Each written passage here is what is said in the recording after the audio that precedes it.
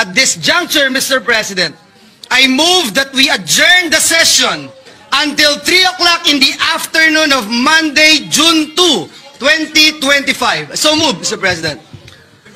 There is a motion.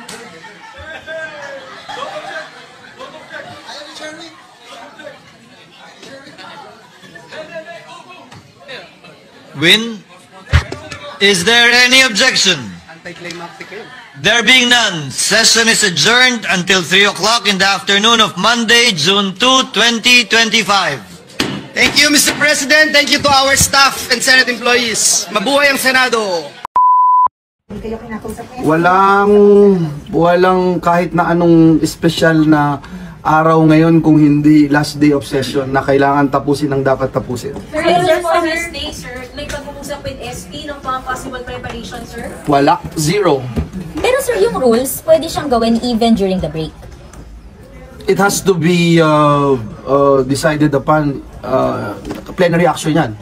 You can paikot or discuss about it among yourselves and then promulgate it in the plenary. Sir, some scholars were saying... Guys, even the referral takes a plenary action, okay? I'm sure you guys are aware of that. Sir, ibig sabihin, you will not be able to act on it kung naka-join kayo. Kailangan... Walang plenary. So, Walang plenary, so yeah. So walang plenary, so hindi na ma-actionan yun kung isang The rules? na naka-join na kayo. The rules or whatever it is again, there has to be a plenary action, okay? So kung hindi ma-actionan sa plenary, hindi pwedeng action, hindi makakapag-impeach ng trial. Possible yun. Lahat ng gagawin namin, even the declaration of the senators sitting as an impeachment court, kailangan ng plenary action. Pero sir, some scholars were saying na kahit naka-adjourn ng Senado, kayo as ang role nyo bilang senador, pero when it comes to impeachment, may special role kayong ginagampanan. So kahit naka-adjourn, you can continue. Nasa Constitution ho, tama. Yeah. Pero again, it is the plenary action that would give us the go signal na we can, parang di ba pagka nagbe-break tayo, kahit committee hearings lang, kailangan banggitin mo doon sa plenaryo na ito ay ino-authorize ng bawat miyembro ng Senado. So pwedeng mag-continue sa susunod na Senado? Yep. Is that what you mean? Kung halimbawa matapos all things being again it's so hard for me to speak on just ito anticipation na po pwede mangyari, etc. Sa session mamaya na mag-reconvene kayo after ng i-reconvene kayo. Kailangan may mag-move na mag-reconvene kayo. If it is filed and it is in the reference of business na sa agenda, automatic naman yun, di ba, na babasahin. Yes, sir. So, automatic din yun na i-refer. Di ba? And then if it is referred to a particular committee, the committee chair would act, whether it's rules or committee on justice, etc. You know?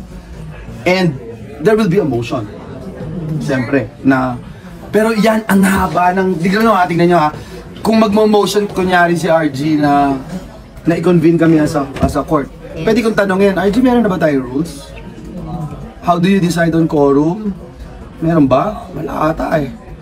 Pagka disposition of motions, yung mga yan. You have to talk about it, di ba? Again, ang hirap na anticipate na meron tayong schedule today, may agenda tayo today, may mga ipapasa kaming third reading today. Mahaba yung agenda nyo today, sir? Yung third reading, madami. In short, hindi kaya today. Hindi ko masasabi I'm not the entire Senate. Assessment. Kaya kami dito, ayaw namin sirain yung pag-iisip namin sa aming focus ngayon kung ano yung nasa agenda namin, and we are not going to anticipate anything na baka bumagsak ang buwan mamaya or mabiyak yung lupa at saan tayo pupunta, nasang evacuation center. Alam naman namin yung gagawin, na alam namin may evacuation center pag nangyari yun. Pero hindi namin pagtutuunan ng pansin na kailangan siguruhin ko na air condition yung tutulugan ko sa evacuation center o walang lamok. Hindi yun ang scenario ngayon. Sir, dahil ba wala sa agenda, it means hindi dahil kung wala sa agenda, that means hindi siya masasabi or matatransmit sa session mamaya. O pwede yung ipasa? Sometimes kahit wala sa agenda, if you recall, the majority there will say, the motion, the guy who's with the permission of the body, etc. Diba? Kasi wala nga. Because at any point in time, pag may tinakal ka sa floor, diba, na wala sa agenda, you can raise a point of order anytime. Pero sir, diba technically, pwede kayong mag-session hanggang Friday? Technically, yeah. Pwede. If we don't adjourn, but siguro ang question ko din, bakit ba ngayon, how long did it take in the House ba? If, again, anticipating, hindi ko alam. Kaya ang hirap pag-comment, ang hirap puro anticipate mo kung ganito. Kaya mahirap eh. So, Kapag andyan na. yeah, better kung nandyan na. Mas marami tayong siguro masasabi kung nandyan na or ano pa yung... Lahat possible eh. Lahat subject to be questioned by anybody, any sector of the society. The scholars were saying, binabanggit kanina naman, pwede kayong convene as an impeachment court during the break. Merong pwede, merong hindi. Bakit sabihin hindi? I can give you all the arguments, both sides. I can talk about it. But again, it's useless for me to say this. And it's very hard. You have to understand, on my part, I'll be sitting as a judge. I cannot make any comment na pabor o hindi pabor sa kanino mang kampo. Sir, offhand lang, just in case lang naman matuloy yung transmit na to. Can you walk us through kahit konti lang? Just in case matuloy. Anticipating kung matuloy yung hindi ko alam kung matutuloy nga. Yes, sir. But isang una yung gagawin, sir, ay dapat maplansya muna yung rules? Ang unang gagawin, pag-uusapan kung isasama to sa reference of business. I think that's the first step. Di ba? Pero sir, ano po general sentiment ng... I cannot speak for my colleagues. And again, if it is impeachment, as much as possible, we don't want to talk about it. Pero sir, especially anticipating whatever scenarios, no? And you can only convene the impeachment court if ma-refer nyo mamaya sa... ma-refer sa session, sir. Sa plenary. Sabi nyo plenary action, sir, diba? Sige na, pagbibigyan ko kayo, ha? Final, dinala. Nasa agenda ba ngayon? Wala.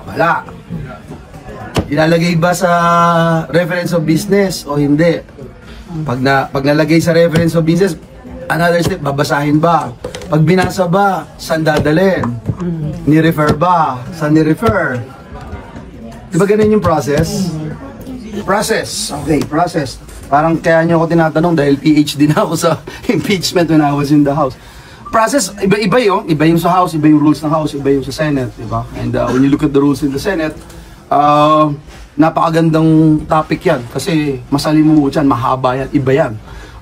You're sitting as an impeachment court if ever it is going to happen, di ba? So, mahaba yan. Tinitignan ko kanina yung rules, parang form lang yung nandun, walang laman whatsoever.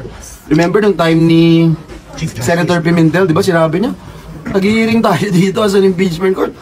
Hindi pa pala kompleto tong rules natin, ang daming kulang. Pero hindi ba magiging guide yung naging experience in the Corona trial? It's some sort of a guide, precedence, etc. But again, mahirap mag-isip ng ganyan kung hindi naman natin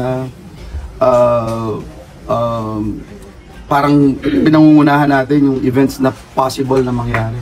Ang sinasabi ko lang is that itong mga nakaraan and in history, even the rules ng impeachment, kailangan balangkasin ng mabuti. So sir, kailangan ika-craft pa yung rules specific for these You see the rules?